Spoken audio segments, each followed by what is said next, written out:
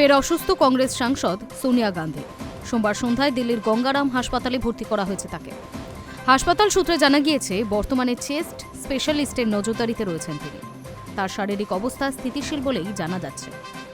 জানা যায়, শারীরিক সমস্যা হঠাৎ বেড়ে যাওয়ার কারণেই সোমবার সন্ধ্যায় দিল্লির হাসপাতালে ভর্তি করা হয় সোনিয়াকে।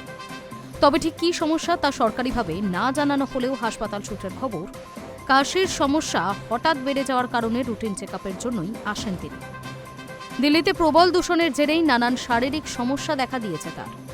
বর্তমানে চিকিৎসকদের কড়া পর্যবেক্ষণে রাখা হয়েছে সোনিয়াকে।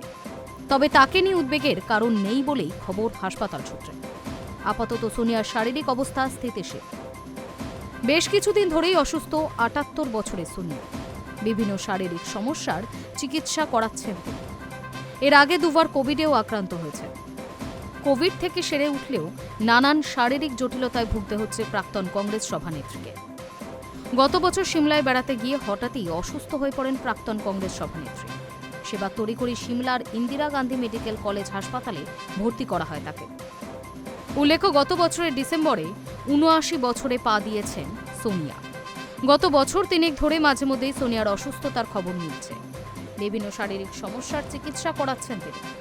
যদিও অসুস্থতার মধ্যেই পরিষদীয় রাজনীতিতে সক্রিয় থাকতে দেখা গিয়েছে তাকে, তবে দলের সংগঠনের বিষয় আর সেভাবে মাথা ঘামান না তিনি। Hi news network.